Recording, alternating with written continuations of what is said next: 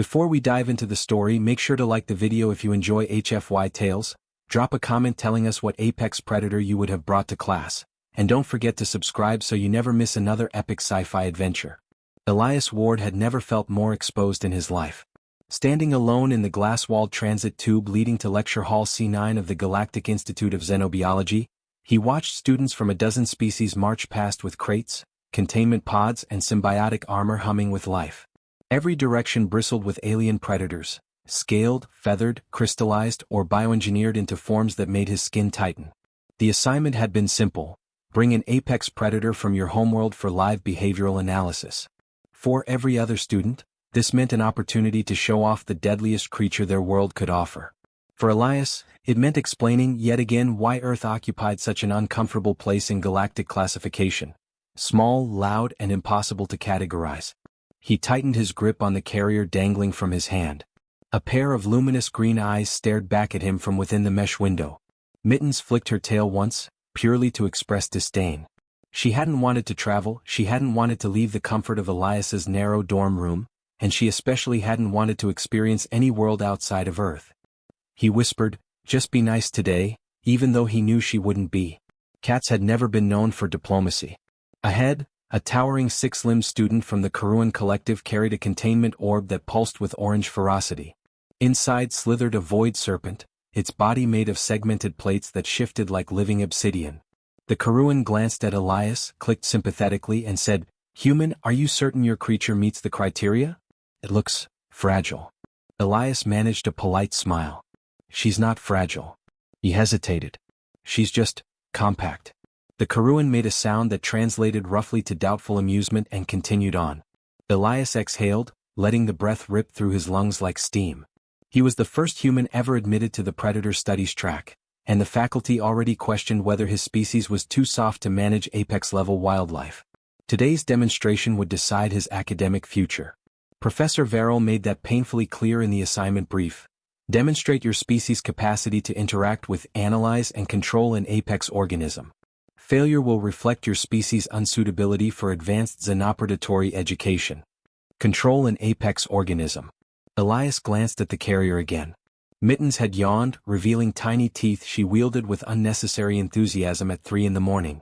Somehow, despite everything, he believed she would rise to the occasion. Cats were small, but they were predators distilled to essence. Silent paws, razor instincts, and a superiority complex that bent entire households to their will. Apex didn't have to mean big. Apex could mean fearlessness. When Elias reached the doors to Lecture Hall C9, they peeled open with a soft hiss. The interior was an amphitheater of armored glass, reinforced rails, and temperature-controlled chambers meant to house creatures that could melt steel with breath or rip through ceramic plating with casual irritation. Students were already arranging their predators within shimmering containment fields. The scent of ionized air mixed with something primal: fear, hunger, the electricity of competing instincts forced into proximity. Professor Verrill stood at the center platform, his 6 eyes swiveling independently as he inspected each specimen. His chitinous frame cast long shadows across the luminous floor. When he spotted Elias, 2 pairs of eyes narrowed in unison. "Human Ward, you are the final participant. Present your apex creature." Elias swallowed the reflexive apology trying to slip out. He stepped to his designated station and lifted Mittens' carrier onto the platform. He unlatched the door, and the cat stepped out with the regal disdain of a queen forced to attend a peasant gathering. Her fur fluffed slightly in the cool air, and her tail curved like a question with malicious intent. The room fell quiet. Several predators shifted restlessly in their fields. One even hissed, though no one could tell whether it was directed at Mittens or the perceived insult of her presence. Professor Verrill approached slowly, antennae twitching. "Human Ward," he said, voice clicking with disbelief, "this is a domestic mammal of minimal mass. It poses no significant threat. Explain its classification as apex." Elias lifted his chin. "Cats are micro-apex predators on Earth. They hunt efficiently, stalk silently, and often kill for practice rather than need. They dominate smaller ecosystems and exhibit highly advanced solitary hunting strategies. And," he added, "they choose to live with us, not the other way around." A ripple of murmurs passed through the students. Verrill's mandibles clicked irritably. These traits are insufficient for apex designation within the parameters of this course. Before Elias could respond, Mittens brushed past his ankle and sauntered straight toward the nearest containment field, a cage holding a venom-crested raptor. The creature towered 10 times her size, its spines dripping corrosive fluid. Yet the moment Mittens locked eyes with it, something changed. The raptor stiffened. The spines flattened. A low, uncertain rumble vibrated through the room. Mittens sat. She blinked once, slow and deliberate, as if bored by the creature's entire existence. The raptor recoiled. The class erupted with shocked chatter. A species known for its brutal territorial dominance had just ceded psychological ground to a house cat. Professor Verrill snapped his mandibles in agitation. Unexpected behavior. This warrants closer observation. Elias didn't move, afraid that acknowledging the moment might shatter it. Mittens rose again, wandered in an unbothered arc, and leapt onto the platform rail. From there she surveyed the entire hall like a sovereign evaluating unworthy subjects. A crystalline predator from the Talvesh habitat howled. A corrosive worm burrowed deeper into its soil sphere. Even the void serpent shifted uneasily. Verrill stared, all 6 eyes wide. Your creature induces cross-species fear response. This is not typical. Elias let a breath slip out, just softly enough not to disturb the strange stillness that Mittens had woven through the hall. She's unpredictable. That's part of it. Predators don't know what she'll do. That makes them hesitate. And hesitation, Verrill murmured, is death in predatory hierarchies. Mittens finally settled herself beside Elias, cleaning one paw with meticulous elegance, wholly indifferent to the awe she had inspired. Elias could feel dozens of alien eyes on him, each one recalibrating their assumptions about humanity. For the first time since arriving at the Institute, Elias felt the balance shift, just slightly but undeniably, in his favor. Professor Verrill clicked his mandibles thoughtfully. Very well, human ward. Your demonstration will proceed. Elias nodded, relief washing through him. The cat flicked her tail as though granting permission for the lesson to continue. And somewhere deep within Elias, a quiet certainty took root. Today was only the beginning. Mittens took her time settling into the center of the demonstration platform, as if she were the one instructing a seminar on apex hierarchies rather than the subject of it. The containment fields around her hummed quietly, holding back a menagerie of creatures that could swallow her whole, yet it was the cat who exuded authority. Elias remained close enough to intervene if something malfunctioned, though he already sensed that any crisis today would be psychological rather than physical. Professor Verrill initiated the behavioral analysis system. Holographic diagrams spun into existence, cataloging vitals, stress levels, and instinctive threat responses for every predator in the room. Each display flickered with colored metrics. Reds for aggression, blues for calm, purples for uncertainty. Mittens' display was pure chaos. Readings spiked and dipped unpredictably, creating patterns the system couldn't classify. This is highly irregular, Verrill muttered. His antennae twitched in agitation as he studied the data.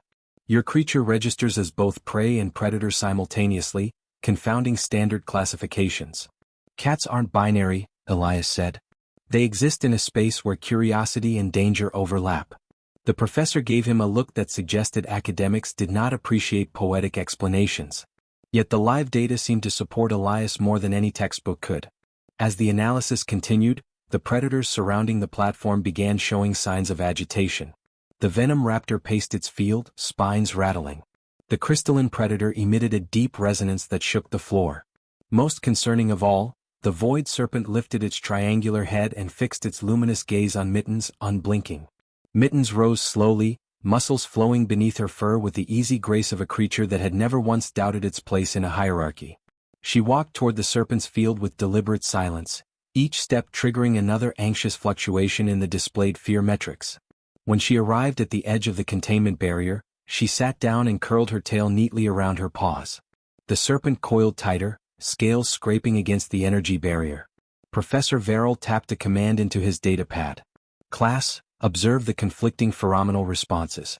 The serpent experiences both predatory impulse and, astonishingly, avoidance. His voice dropped lower. A dual response is extremely rare. The students murmured in disbelief. Even the Karuan beside Elias leaned away from the platform, as if expecting Mittens to suddenly reveal an additional 3 meters of hidden body mass. Elias watched with pride tinged by awe. He'd always known Mittens had an uncanny ability to unnerve larger animals.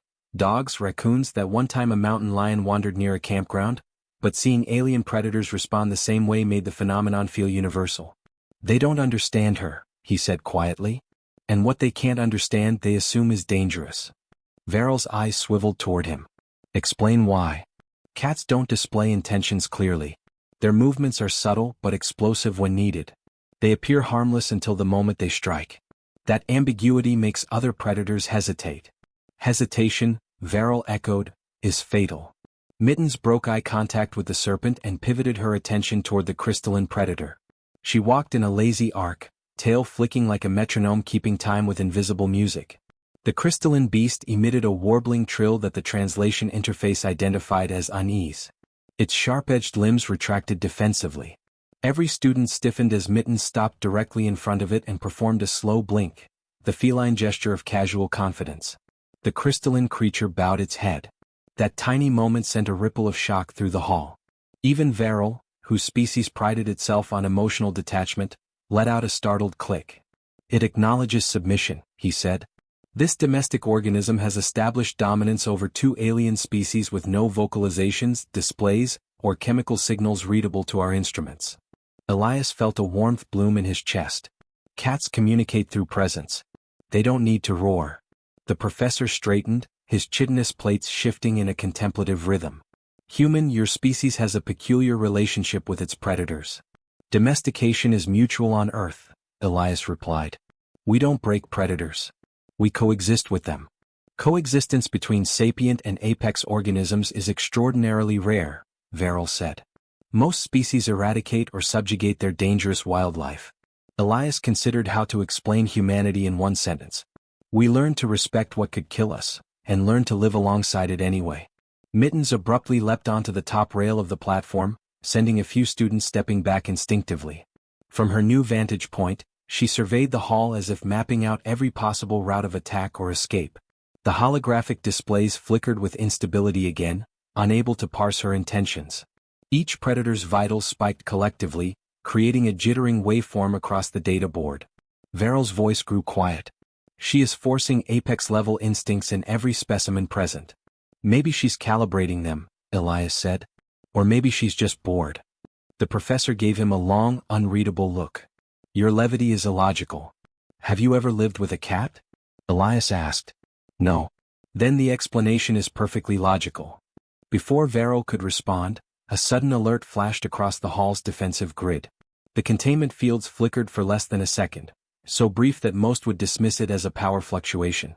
But every predator in the room reacted instantly. The venom raptor crouched. The serpent slithered backward. The crystalline predator expanded its armor in a defensive bloom. And Mittens stopped grooming herself. She froze, ears rotating forward, posture sharpening. Elias felt the air shift around her. Whatever she sensed, the others felt it too. She leaned slightly, eyes fixed on the entry corridor behind the students. Veryl tapped urgently at his data pad. No anomaly detected. Then why are they reacting like something's coming? Elias asked. The professor's eyes narrowed. Predators do not react to non-existent stimuli. Mittens rose, tail puffed in a rare show of alarm. The predators continued their synchronized vigilance, forming a strange, silent consensus. The hall seemed to hold its breath. Elias felt something cold settle beneath his ribs. Mittens did not spook easily. Whatever had caught her attention was no minor threat. Before anyone could speak, the lights dimmed in a ripple, as though something vast had passed between the facility's energy conduits and their source. Mittens hissed once, sharp, commanding, unmistakably purposeful. And the room understood that the real danger had not yet begun. The lights continued to flicker, each pulse dimmer than the last, until the room was lit only by the faint glow of the containment fields. Students whispered nervously, their voices trembling against the eerie hum that filled the hall. Elias scanned the space, searching for any sign of malfunction, but the equipment remained intact. Whatever was happening came from outside the systems they relied on. Mittens crouched low, muscles coiled in perfect readiness, eyes focused on the sealed doors at the far end of the chamber. A deep shudder passed through the floor, subtle enough that only a few of the more sensitive species reacted.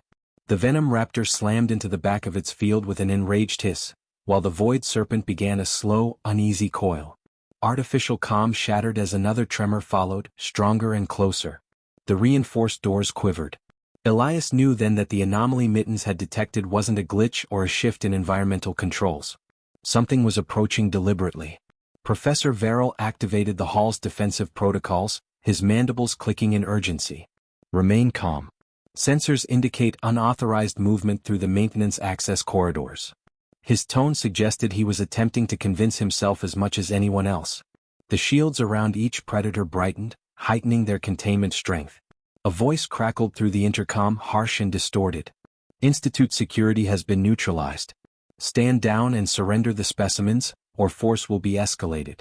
The message ended abruptly, leaving the room in stunned silence. The Karuan student nearest Elias backed away from the doors. Poachers, he whispered, voice trembling.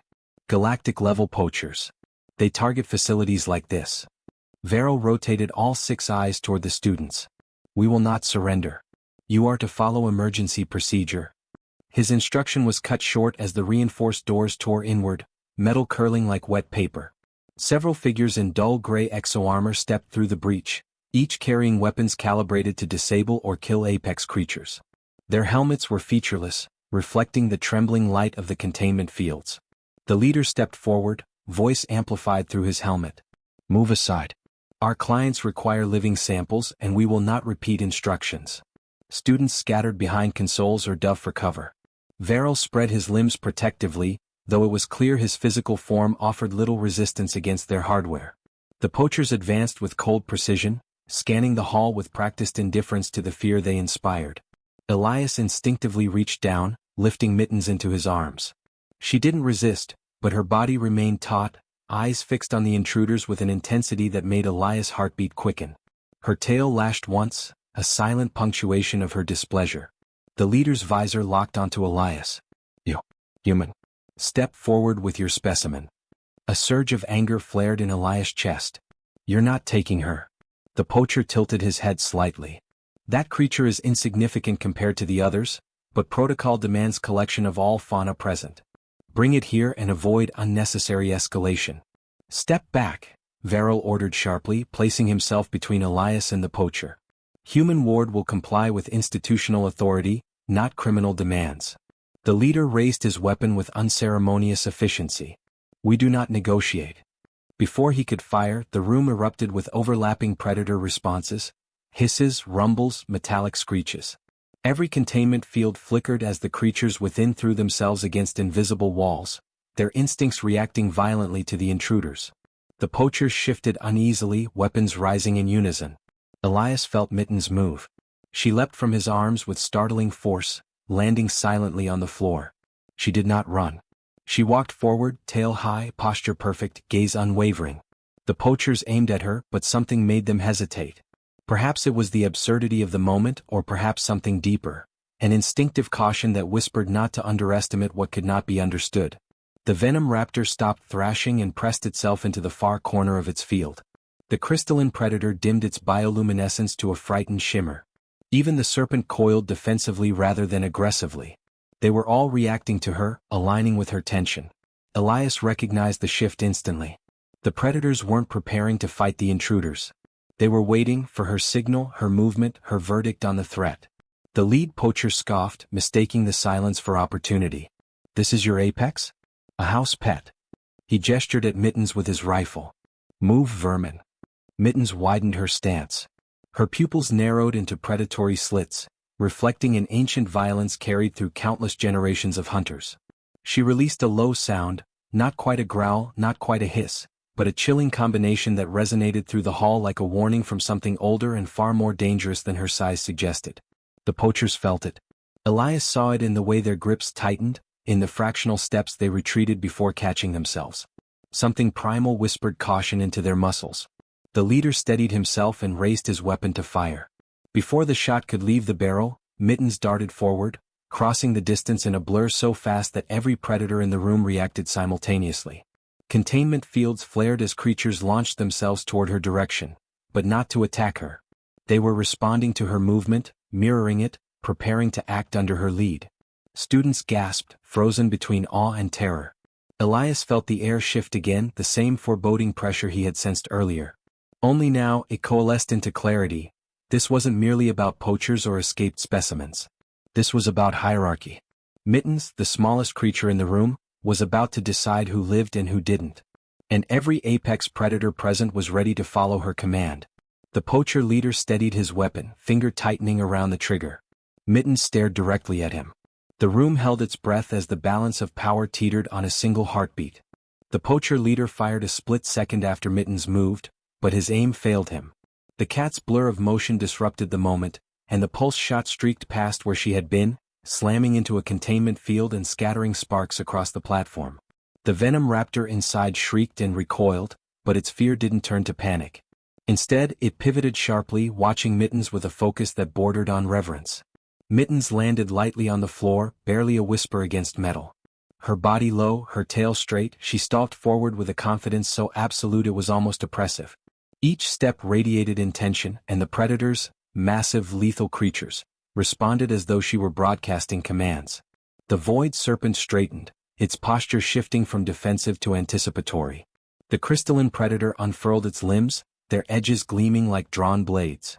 Elias realized with dawning clarity that Mittens was no longer reacting to the intruders. She was organizing the room. Every instinctive flick of her tail recalibrated the predator's stances. Her movements tuned them into a cohesive force. She wasn't just a micro-apex predator, she was asserting a place at the top of a hierarchy none of them had ever encountered. The poachers sensed the shift. Weapons raised, they formed a shaky line in front of the broken doorway. The leader stepped forward, trying to regain control. "You think these beasts obey a house cat?" he scoffed, but Elias heard the strain under the bravado. The leader raised his rifle toward Mittens again, only to pause as the void serpent let out a low, resonant hiss that vibrated through the floor. Elias finally moved, positioning himself between the predators and the poachers, not to protect the poachers, but to keep Mittens from launching ahead too soon. "Leave," he said, his voice steadier than he felt. "You don't understand what you're dealing with." One of the poachers laughed, a short, brittle sound. "We're armed. They're contained." "Contained," Elias echoed, "until she decides otherwise." The crystalline predator took a sudden step, its containment field flaring under the pressure of its movement. The poachers flinched. Their formation faltered. Their fear, sharpened by instinct, permeated the air. Mittens arched her back, lifting her head high as she issued a single, sharp vocalization, half hiss, half command. The reaction was instantaneous. The venom raptor exploded into motion, hurling itself against its containment field with such force the barrier rippled dangerously. The void serpent unfurled, pressing its entire length against the invisible wall. The crystalline predator's limbs extended fully, their edges vibrating like tuning forks charged with kinetic energy. The predators weren't attacking yet, they were following her lead, matching her posture, waiting for a direction. Elias felt his breath catch. He had always known Mittens carried herself with arrogance, but this was something else entirely. She had tapped into the oldest language shared across predators. Body signaling, intent projection, the silent negotiation of dominance. And she was winning. Professor Verrill stood rigid, struggling to process what he was seeing. This defies xenobiological theory. The creature is exerting cross-species behavioral influence. She's asserting dominance, Elias said quietly. The poacher leader lifted his weapon again, voice trembling now. "This ends now." But before he could pull the trigger, the lights failed completely. Darkness swallowed the hall, broken only by the faint bioluminescence of crystalline plates and the serpent's glowing eyes. Elias felt more than saw Mittens shift her stance. Then the emergency lights flickered on in a blood-red hue. Predators pressed closer to their containment fields. The poacher's weapons wavered. Mittens stepped forward, a single, deliberate motion that carried the weight of inevitability. The nearest containment field cracked. A thin fracture line, shimmering with unstable energy, crawled across its surface. The venom raptor slammed against it again, emboldened by the shift. The field buckled but held, for now. The poachers panicked. "We need to fall back, now," one shouted. "No," the leader snapped. "We neutralize them before the fields fail completely." But his voice betrayed him. Everyone heard the tremor. Mittens issued another low sound, a guttural command that resonated like a pulse through the hall. The void serpent coiled tighter. The crystalline predator crouched. The venom raptor prepared to strike again. The predators were no longer reacting to the poachers. They were waiting for Mittens' order. Elias stepped closer to her, not to restrain her, but to witness the moment fully. She didn't look back at him. She didn't need to. Her entire being was focused on the threat in front of her. "Mittens," he whispered, "don't do anything reckless." She flicked her ear, acknowledging him in the same way she acknowledged being fed late, with minimal interest and absolute autonomy. The poacher leader scanned the room wildly. Why aren't they attacking? Why are they waiting? They're following her, Elias said. That truth broke something in the leader's composure. He stumbled back, bumping into two of his own team. Fall back, he yelled. Fall back now. But it was too late. The venom raptor shattered its containment field with a scream that rattled the hall. The void serpent surged forward as its barrier collapsed in cascading sparks. The crystalline predator leapt free, limbs slicing the air with lethal beauty. And Mittens, standing at the head of this impossible assembly, turned her gaze to the poachers with a cold, unblinking certainty. She gave her command. The apex predators charged. And Elias understood with absolute clarity that the entire galaxy had just misjudged what a human's pet was capable of. The aftermath was a blur of flashing lights, hissing machinery, and the acrid scent of scorched metal. Elias stepped carefully among the wreckage, Mittens walking beside him with the casual arrogance of a ruler surveying her conquered domain. The predators, now calm but alert, occupied the hall with an organized serenity that made the facility's previous chaos feel like a distant memory. The poachers had been neutralized, some unconscious, others restrained by the predators themselves, their weapons now useless scraps of metal. Professor Verrill moved among the creatures, clicking his mandibles in astonishment. Remarkable, he muttered. The human ward and your creature have achieved what no other species has attempted. Cross-species domination without coercion, without technology. Pure instinct leveraged with intelligence. He glanced at Elias with an intensity that almost betrayed respect. You have demonstrated a concept previously theorized but never observed. Humans are more than their biology suggests. Elias exhaled slowly, a mixture of relief and lingering adrenaline coursing through him. He looked at Mittens, who had returned to her preferred perch on the central console, cleaning one paw with meticulous precision. You made it look easy, he murmured, and she ignored him completely, which he took as a compliment. The Galactic Council arrived shortly after, summoned by the Academy's automated distress signals. Their presence filled the hall with authority. Representatives from multiple star systems stood in perfect composure, analyzing the scene with a blend of suspicion and intrigue. Their weapons and equipment were advanced, yet their posture betrayed uncertainty. Even the most seasoned diplomat knew when a hierarchy had shifted beyond expectation. The leader of the council, a tall humanoid with iridescent skin and piercing violet eyes, stepped forward. Reports indicated a facility breach and potential loss of apex specimens, he began, voice measured. We did not anticipate this. Elias stepped forward, instinctively placing himself between Mittens and the council.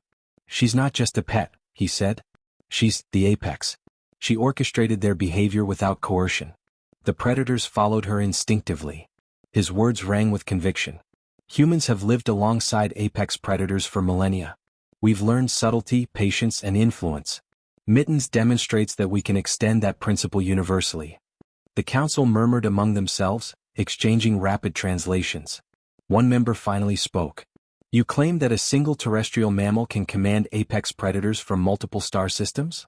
That it can exert dominance across species? The skepticism was thinly veiled, though curiosity glimmered behind their eyes. Yes, Elias replied. She reads threats, assesses behavior, and coordinates responses in real time. Every apex species here reacted to her presence before I even knew what was happening.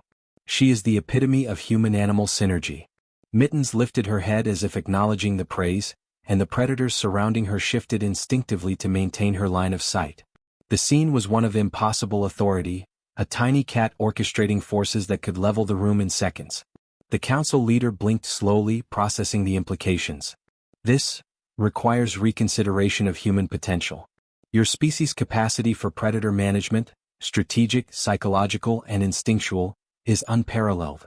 You have introduced a variable previously unaccounted for. He turned to his aides. Document everything. Prepare a proposal to expand the human ecological paradigm program. Immediate implementation is warranted. Elias felt a rush of vindication. Humanity had long been underestimated, labeled as soft, inefficient, and biologically insignificant in galactic hierarchies. Now, in the midst of a chaotic academy hall filled with apex predators, he had proven that humans were subtle, adaptive, and capable of leadership that transcended size, weaponry, or raw power. Professor Verrill's multiple eyes found Elias again. I misjudged you, he admitted, his voice tinged with humility. Your methods are unprecedented. You may yet teach the galaxy a new standard for apex management. Elias nodded, aware that this was only the beginning. We adapt, he said softly, and we survive. That's what we've always done. Council representatives began cataloging each predator's reaction and Mitten's corresponding movements, their instruments incapable of capturing the nuance of instinct and authority displayed. They could record data, measure pulse rates and log movement, but the quiet command radiating from a small cat eluded quantification. Elias realized then that some forms of influence could never be fully reduced to metrics. Some aspects of apex dominance existed in the subtle interplay of presence, timing, and understanding. Mittens yawned, stretching in slow, deliberate arcs, a casual display of the power she wielded. The predators aligned themselves around her without instruction, protective and deferential. Elias smiled, recognizing the moment for what it was. She had claimed her position, and by extension humanity had proven that intelligence, subtlety, and instinct could surpass sheer scale and intimidation. The council leader stepped back, gesturing to the assembled academy members. This facility will be reconstructed, he said. Your species' contribution cannot be ignored. Human ward, you and your creature will be formally recognized. The universe must account for this level of apex coordination. Elias felt the weight of expectation settle on him, but he also felt exhilaration. This was recognition, yes, but also the spark of possibility. Humanity's underestimated cunning, patience, and resilience had manifested in the smallest of forms, a cat. And yet that small form had achieved what no other species could. Mittens leapt down from her perch and padded across the hall, brushing past Elias. She paused, glancing at the council, then at the predators that now considered her sovereign. Her eyes met his, slow and deliberate, as if to say the victory was hers as much as anyone's. Elias laughed softly, a tension-breaking sound in the charged hall. You're a force of nature, he whispered. The council leader's voice cut through the quiet. Human ward, what other apex predators does your world maintain? Elias glanced at Mittens, who stretched languidly, tail curling in a perfect arc. He smiled. All that? Cats are the small ones. A ripple of murmured astonishment moved through the assembled delegates. The predators around Mittens shifted, not in aggression but in acknowledgement, their instincts recognizing an unspoken hierarchy. Even the most skeptical council member understood the lesson. Dominance is not always about size, strength, or weaponry. It is about influence, timing, and the quiet authority that commands respect across species. Mittens leapt onto a high console, sitting like a queen surveying her kingdom. Elias stepped beside her, his chest swelling with pride and a faint, thrilling fear of what the future could bring. The Academy, the Council, and the galaxy itself had just witnessed the subtle, inescapable truth. Humanity, underestimated for centuries, had a power that was precise, adaptable, and often invisible until revealed. The predators around the hall remained still, a living testament to the apex hierarchy that had been established in minutes rather than millennia. Elias reached out, lightly stroking Mittens' fur, and felt the soft reassurance of a creature that had changed the fate of an entire assembly of apex beings. The air was charged with the promise of possibility, of future challenges, and of a galaxy that would never again underestimate a human or the cunning they had cultivated alongside their companions. And in that moment, Elias understood fully. The smallest predator can shape the destiny of the largest, and a human's touch can alter the balance of the universe itself. The Academy would remember this day, the Council would recalibrate its expectations, and Mittens would forever remain not merely a house cat, but a legend among apex predators. The universe had shifted. And Elias knew it was only the beginning.